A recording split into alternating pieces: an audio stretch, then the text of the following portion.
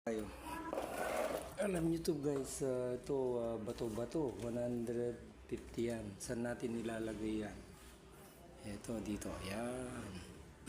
Tingnan nyo. Para dyan sa halaman na yan. Yan. Tapos, mayroon pang isa dito. Lalagyan din natin. Ito. Kung tinatawag nilang rubber plant. Ayan. Yan, tignan natin. Ayan. Yan yung rubber plant. So, ngayon, sisimulan na natin. Lalagyan natin yan ng bato. Tsaka yung dito. Ayan. Lalagyan din natin ng bato. Tingnan natin mamaya kung ano ang epekto ng batong ito. Yung paglalagay ng bato. Ito, tingnan natin. Ayan, daming bato dyan. So, ang gagawin nyo lang, ito. Ilalagyan natin ng isa-isa yan. Ayan.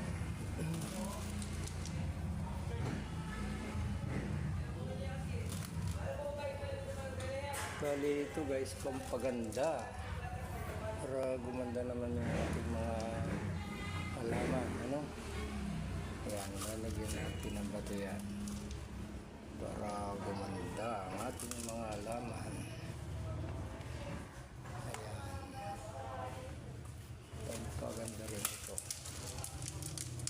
Pero actually hindi ko alam kung tama ito kasi alam ko nagsusuli itong mga halaman na ito. Mamaya papakita ko sa inyo yung finished product pagka nalagay na natin na. So ganyan lang.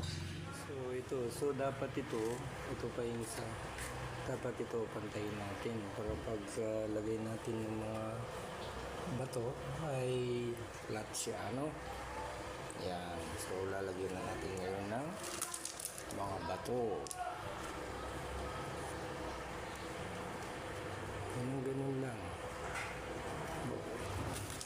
Gaganda yung ating mga halaman. Ayan. O pagkatapos nito, pagka nalagay ko na lahat, papakita ko sa inyo yung resulta ng ating paglalagay ng mga bato. Ano? Yan lang yung resulta. Ganda po. Tapos, meron ako dito. Ayan. Ako. Ito na yung resulta. Oy, gutom na kayo. O, tara. Ganyan ako. Tapos, ito pa po yung linagyan natin. Ganda po yan. Ganda ng resulta. Tapos, ito po po yung isa. Ayan. O, nakita ko po sa inyo ito bang ginawa natin. Bigaming mix. Sapa kami. Dito siya. Ito po, yan. Yung water plant, no? Ayan. Tapos, mayroon pa po dito. Ayan. So, ang ginawa po natin dito para hindi tayo mahirap magdilig, gumawa po tayo ng bote. Ayan, bote. Tapos, lagyan nyo po ng maliit na butas dito. Mingming. Asan yung isa? Tapos, pag magdidilig ko kayo, gano'n, ayan, gaganon-ganon nyo lang po, ayan. Yan. Para hindi na po kayo laging kumukuha ng tubig. Kasi ano lang naman po ito, moist. Konting dilig-dilig lang po, ganyan. Ano po? Tapos, lagyan natin dito, ayan. Pandilig po natin yan. Ito po yung ating mga pusa. Ito, mabait ito. Ito, sutil to sutil. Yan. Yan lang po yung update sa ating mga nilagyan natin ng mga bato guys.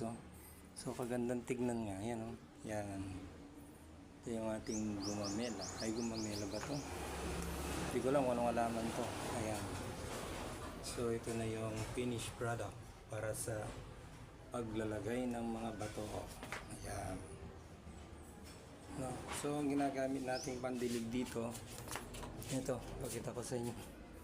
Itong galing sa aircon. Yung ano ng aircon. Yan. Didilig natin. Okay, ganun lang guys. Okay, yan.